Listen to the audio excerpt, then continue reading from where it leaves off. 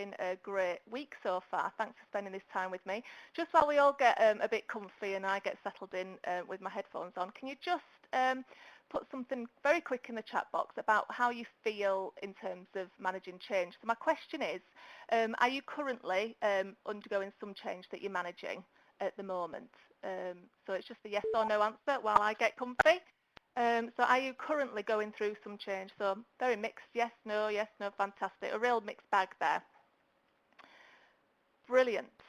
Thank you, everybody. Now, just to let you know who I am, and for those of you that have not been on one of my webinars before, as Liz said, it's not just a sit and listen kind of deal. I can talk to you for about 20, 30 minutes, but it's really not going to do you any good. And we found that the best webinars and the ones that I really enjoy are the ones where you get stuck in and we all learn from each other as well as you getting things from me. So please do get involved using the chat box. I'll be keeping an eye on it, and Liz is keeping an eye on it as well, so we'll bring you into the conversation throughout. Even if I'm not asking a question, or please feel free to type something in and we'll keep the conversation flowing. The other thing that I need to tell you is, let's just move it on the slide. Brilliant. Another one, please. Is to not get overwhelmed thinking that you've got to remember or use everything that we talk about today. Look for that one gem of information. Often when you're on training sessions or you're in webinars, you can kind of get information overload. So please don't do that. Just look for that one gem of information that you can focus on that will add real value for where you are at the minute. And then at the end, if you could share that gem of information with me, that'd be fantastic. Now, I'm just looking down the list of all the people that are on the call, and I've not worked with some of you before, so I just want to give you a bit of a potted history and introduce myself. As you know, my name is Barbara Nixon, and ultimately I develop managers. I've been doing this for all of my career, so I was trying to add it up, and I think it's about 17 years now, although it seems like 5 minutes, and it's something that I absolutely love. My career started out in the training department at ASDA's head office, and I worked there as a training manager, and then later at Morrison's head office as a training manager, two jobs that I absolutely love to bits. During that time, I managed teams, I designed and delivered management training that impacted over 10,000 people, I designed and launched e-learning programs to the chains, and I managed large-scale projects. However, after a while, I really wanted to start my own business, which was on my to-do list. It has been on my to-do list for a long time, and I decided that the best time to do that was at the beginning of a recession, so loads of funny stories there for another time. But the business I set up was Synaptic Change, and this is a training company that specialises in designing, delivering, and most importantly, embedding bespoke management development programs. Then last year it dawned on me that there are loads of people that need access to information about how to manage people and themselves at a time and space that suits them, and not in a formal classroom style course. Now this could be anyone from business owners to people starting out on the management ladder and everyone in between. So I created Manager's Mentor. This is an online space that's dedicated to creating amazing managers and leaders who will in turn lead awesome companies. I do this by providing blogs, webinars, e-courses, videos, interviews, books and events. Now if this sounds like something that you'd be interested in, come on over and check it out. It's at www.barbaranixon.co.uk. Now as I'm telling you all of this, I'm very suddenly aware of just how much change I've experienced in my life, just in my career. In that time, I've worked at 2 large-scale companies in lots of different roles. I've got married. I had 2 more children and a stepson, so that makes it 4 in total. I've had numerous pets, not to mention the fact that I've set up businesses and moved house a few times. So without trying too hard, I've told you a number of different things in my life that have changed over quite a short period. And that's not taken into account all the change that I've witnessed and managed in my day job. So restructures, relocations, large-scale change transformation programs, and just everyday things like moving desks, all of which had to be managed carefully in order for them to be successful, seamless, and not cause too much disruption. Now, as I'm talking about all of this, I can absolutely guarantee that I'm not the only one on this webinar that has been on the receiving end of change or had to manage it in some way. Am I right? So we can all agree that change is the only constant and the only thing we can rely on with 100% certainty, other than death and taxes. And as Darwin mentioned, it's not the strongest species that survives, and it's not the most intelligent, it is the one that's the most adaptable to change. So if change is really the only constant and something that I can absolutely guarantee we've experienced on a regular basis, what is it about change that we find so difficult? So that's my first question for you guys this afternoon. What is it about change that we find so hard? Just have a bit of a think, put it in your chat box, and let's get some conversation going. What is it about change that you find so difficult?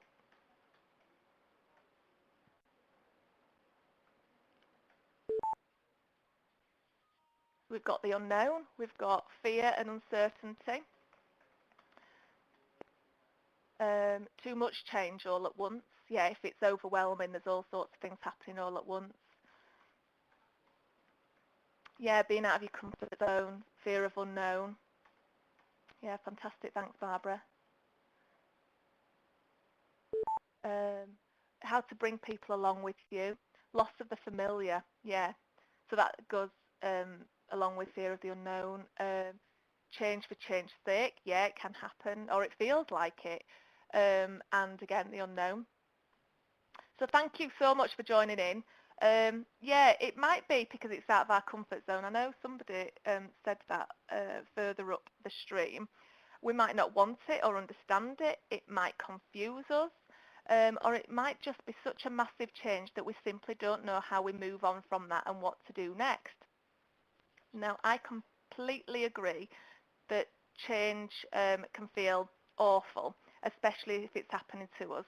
So for the purpose of this session, we are going to look at why we need to manage change, what happens if we don't manage it, and the 7 steps to managing change effectively. Okay? Hope that's all right with everybody, and we can crack on. Now, we all agree that change happens all the time. My next question to you is, as it's happening all the time, and we're all used to it, and we've all experienced loads of change, why do we need to manage it at all? Why can't we just let people crack on and get on with it and deal with it? So my question is, why do we need to manage change? Have a think. Put your notes in the chat box. Why do you need to manage change?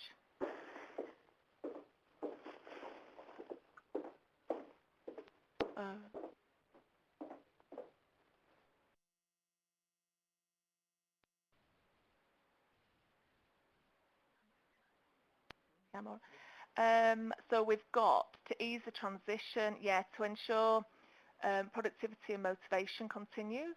Fantastic. Stop confusion. Yeah, Lucy, completely agree. Support and influence organisation development. To get us through all the previous stuff that we've mentioned, as it happens anyway, and we need to carry on being productive. Brilliant, Kathy. Yeah, I agree, Michelle. If we don't manage it, everyone pursues their own agenda, and we don't get that consistency, which is what Jane mentioned after that. I completely agree with all of your answers. The reason we have to manage change is that ultimately we're dealing with people. Just have a look at that. To support colleagues and teamwork. Yeah, fantastic. Thank you, Liz. Yeah, we're dealing with people, human beings with different emotions, different opinions, different aspirations, just different ways of dealing with things. And because of that, they all have different ways of understanding things. If we didn't manage change effectively, it wouldn't happen as smoothly as it could have. For example, I've worked with companies who have undergone change that they thought was relatively small and were incredibly surprised by how people have reacted to it. So much so that the change took a lot longer to land than it should have. I've also seen situations where companies have once again not managed the change effectively and they've had to scrap the change altogether, when it would have been quite a beneficial thing for the company to do in the long run. I've also seen managers not think that something was worth managing as it was too small, so they thought it was just small change. A great example of this that I've actually seen is something that was thought as insignificant, and it was a desk move. But the thing was, it wasn't insignificant at all. In fact, it was completely the opposite. The people that were affected were really upset about their desk move. They didn't want to move at all. They liked where they were sitting and who they were sitting with. And the fact that they had a window or were close to the kitchen or close to the toilets or to the door really mattered to them. And once again, this change took a lot longer to process from beginning to end than was originally planned. Can anyone relate to this? So having a small change or something that you thought was small that kind of blew up out of all proportion. Some yeses, yes. I'm really pleased that you've all had similar experiences to myself. So the first tip that I've got is manage all change regardless of how big or small you think it is. If it goes by without a hitch, fantastic, great, no problem. You can crack on. But by planning for it and managing it effectively, you'll then be able to ensure it happens easier and smoother. So let's have a chat about why change is such a big problem. Well, as we've mentioned before, we are dealing with people, and generally we're all quite happy working within our comfort zones, and I think somebody mentioned that further up. So we all do it. We get up at generally the same time, we go to work the same way, we do roughly the same things every day, we go home at roughly the same time, we have roughly the same things for our tea, and then we go to bed at the same time, only to begin it all again the next day. Now, I am exaggerating a little bit. Our lives are generally a little bit more exciting than what I've just described. But generally, we all do live quite happily inside our comfort zone. We know it there. We're actually comfy there. We know what's going on. We know what our capability is. And when something shakes it up, like an unexpected change, it can seem very much out of our control. It can feel like an unpleasant surprise, something that we hadn't planned for, and something that could potentially push other plans that we could have been focusing on and looking forward to out of the window. Now, it's worth mentioning that not all change is bad. In fact, I've had a lot of change happen in my life that turned out to be fantastic.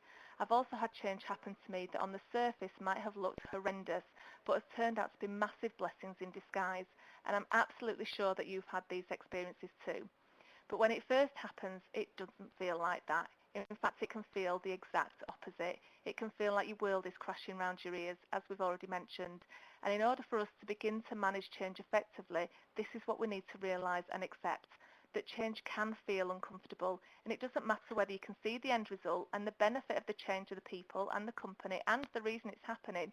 It just might not be even an issue at that stage. It's the fact that it's happening at all. And by understanding this, that people will feel out of control, you'll be much more empathetic and really start to help people make the change with you. Now, before I continue on to the 7 tips, I would just very quickly like to share the change curve, which was originally developed by Elizabeth Kubler-Ross as a way to explain the grieving process, but it's also been used to explain how people process change. Now, there is loads of information about this change curve, the Kubler-Ross change curve on the web, and so if you're really interested, go Google it and do your own research. Unfortunately, we don't have time to go through it in great detail, but I did just want to share it on a very top line level with you today. So according to this change curve, people generally start with shock and denial. They move through to frustration and depression and slowly begin the climb to experimentation, decision and integration. Now, the time it takes for people to move through this curve is very different for different people, and of course it depends on what the change in the situation is, but it does help when we're managing change or when we're going through it ourselves to just have this at the back of our mind to know that this is a curve that we could be going through ourselves. So let's move on to the top tips for today. Now, tip number 1 is when you're managing change is to put yourself in their shoes. Now, quite often when we're managing change, we have our company head on, and we might not think as much about what it'll be like for those people hearing about it for the first time, even though we think that we've got them in the forefront of our minds. So make a conscious effort to put yourself in their shoes. What will they think? What will they want to know? What questions will they have? What will they be worried about? What will they be afraid of or excited about? And so on. By making a list of how they will feel, you'll be better prepared for their reaction. My next tip is think about what's in it for me and how does it actually affect me. Often when we're initiating some change at work, we have an idea of the reason behind it, so we know the why. We've also had the opportunity to ask questions. We can visualise the end goal and where we're heading. But the person on the receiving end of the change doesn't know that at this stage, even if it's just something that we think is simple like a desk move. They could still very much be at the shock, denial and resistance phase. So put the change into language that they can understand. What is in it for them? How does it affect them? Why is it happening in the first place? What are the benefits, either for them as individuals or for the company? What's going to happen next? What is the full process and what do they need to do? By thinking about all the potential questions and the answers, you can really start to make sure that they understand why and what is happening and how it will affect them. So my next tip number 3, is communicate, communicate, communicate. I simply cannot stress this enough. If you think you're communicating enough, just do some more. Share the vision and the reason for the change, the benefit to others and the company, the positive aspects of the change and the process. Share as much as you possibly can. Answer questions, listen to opinions, worries, fears and frustrations, and take it all back, and if possible, do something to allay these fears. Speak to people on a one-to-one basis and in groups. Mix it up a bit and vary the way you communicate to cover all the different styles and different bases. So you might want to do face-to-face chats, you could do focus groups with small groups, you could do briefing sessions, you could utilise your notice boards, utilise your employee groups that you might have, emails, the list goes on. I'm sure you can come up with a load more. But do keep communicating. Just on that, has anyone got any great tips for communicating change that's really worked for them in the past? It'd be great to share best practice. So just have a think if anybody's got some really great communication tips that's worked for them in the past. If you put that in the chat box, that'd be great for everybody to learn from. It's a no. They've gone quiet there. Yeah? Is that a no? I'm hoping everybody can still hear me. Oh, Karen. Karen's typing. Great. While she's typing, I'll just have a sip of tea.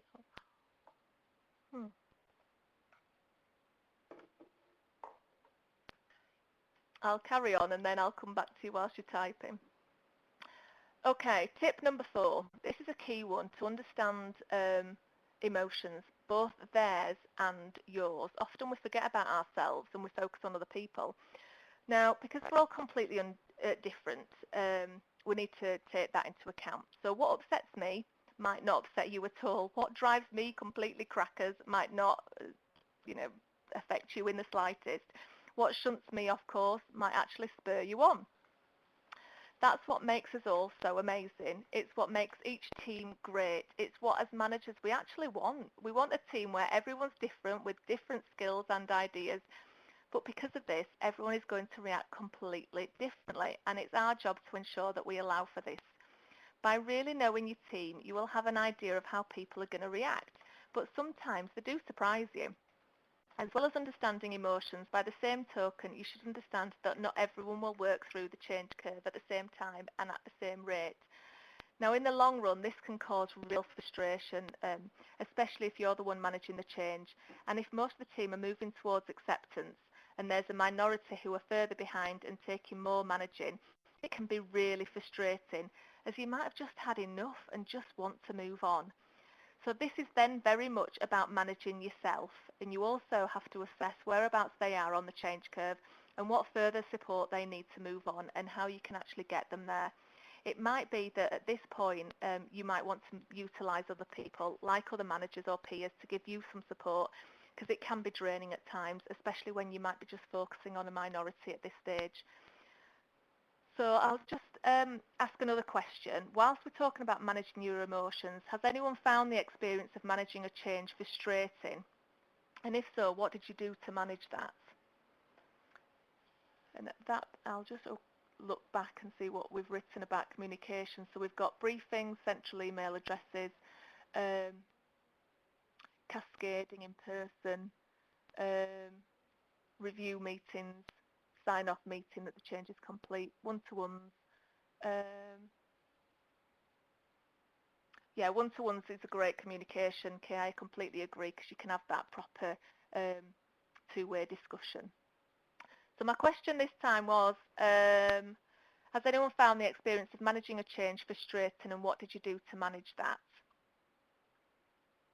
Just have a think. What did you do to manage your own emotions?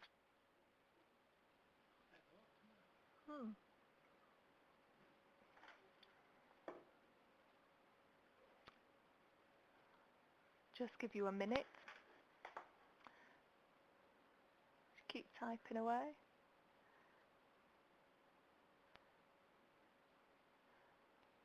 often we don't think about ourselves when we're in that process. We just kind of crack on and cater for everybody else.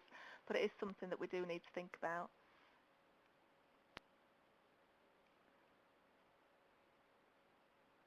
Yeah.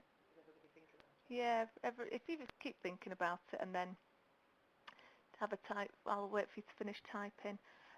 My next tip then, if we move on and I'll come back to whoever's typing, is listen. Now Liz will probably want to bang her head against the desk because I talk about listening probably in every single webinar that I do. Now, listening is something that I do go on about a lot, but it is really important, especially in this situation, as you'll be able to pick up on so much more than what the other person is actually saying. So you can use clues from body language, you look at their tone of voice, or listen to their tone of voice rather, but it really does take practice. So if you're struggling to listen, just have a go at following these easy steps. Remove any distractions that you might have. Find a quiet place to talk. I know that's often quite challenging in many companies, but find it as quiet a place as you can to talk. Ask good open questions or use TED, which is tell me, explain to me, and describe to me, as a way of initiating conversation. Try and silence the chatter in your own head. Now, I know this is much easier said than done, as we might be in the habit of thinking what we're going to say next. But just focus on what that other person's saying before you make it, your mind up about what you're going to say. Even if there's some silence, just accept that. Make notes if it helps you, and use your own body language. Not only will this help you to listen, but it'll also show the other person that they are being listened to. So, for example, you could make eye contact, nod your head, make notes, lean forward, and think about where you're sat in the room rather than sitting across a table. Try and sit side by side or around the corner of a table. And the final bit about listening is remember to summarise what has been said. Now, this last sentence is often the missing piece in the puzzle.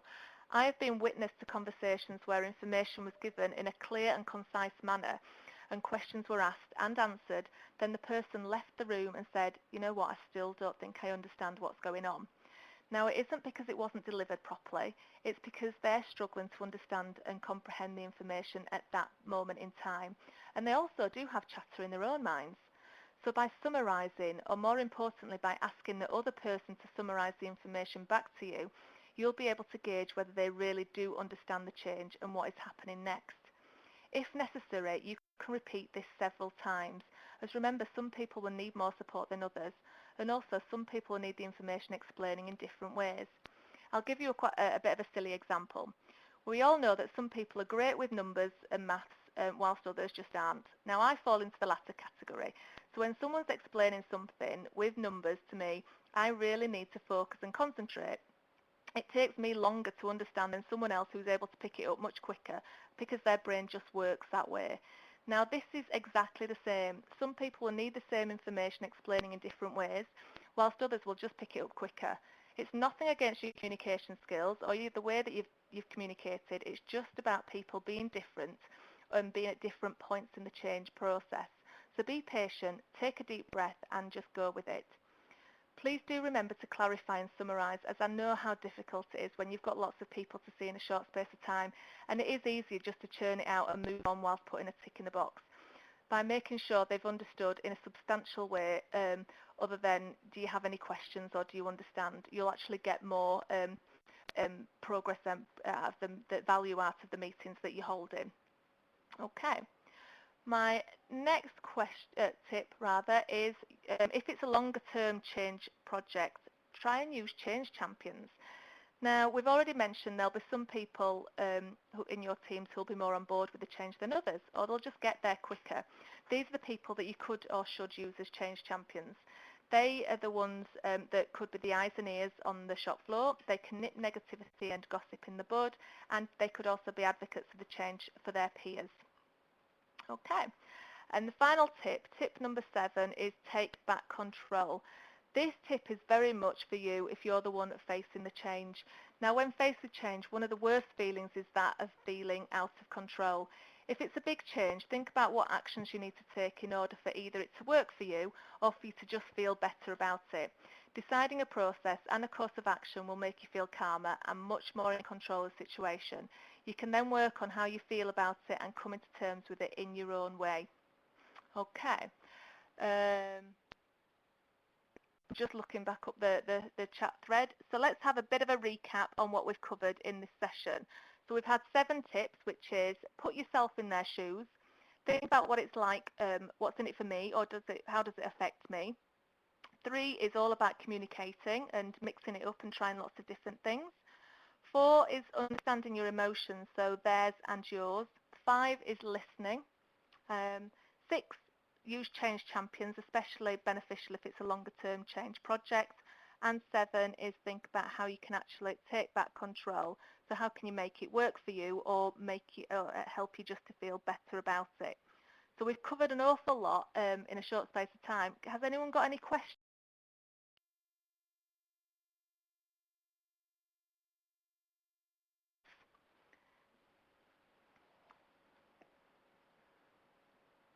I'll give you a couple of minutes and let you have a think if anybody's got any questions. Whilst you're typing away, I wouldn't mind just picking your brains a little bit. This year I'm doing a big charity challenge, probably out of my mind. I'm doing the Oxfam Trail Trekker, where I'm going to be walking for 62 miles, which is 100k in 30 hours, with very little rest in between. In fact, it's 30 hours non-stop. Now, in order to raise money for that charity, I'm planning to do a bit of a webinar summit with a webinar happening each week for 6 weeks. And I'd love it if you've got anything that you'd really like, or you would hear, like a webinar covered on a topic, then just if you let me know, that'd be fantastic. And I will cover questions. Oh, brilliant. Oh, right, the questions here. Yeah, go on. Yeah. I'll do that after the questions. How do you manage many changes at once? Um, I think the answer there is just to be incredibly organised. If you know exactly why they're happening, what the vision is, and who is going to be going through that change, then just try and tackle one at a time, but be really, really organised, and don't forget to communicate with all the people that are involved.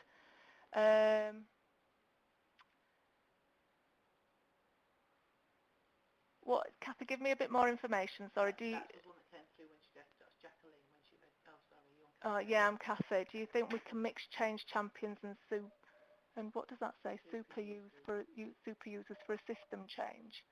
What do you mean by super users? I don't, just give me a bit of an insight.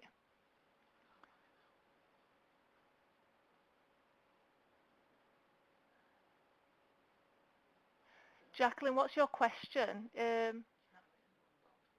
Yeah.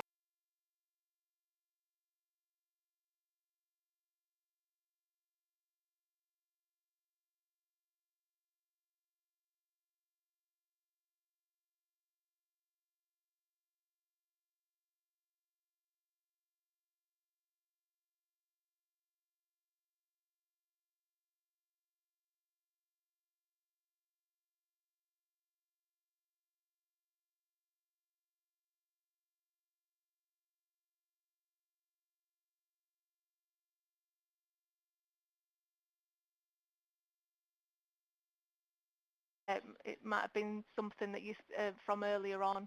We're just sifting through the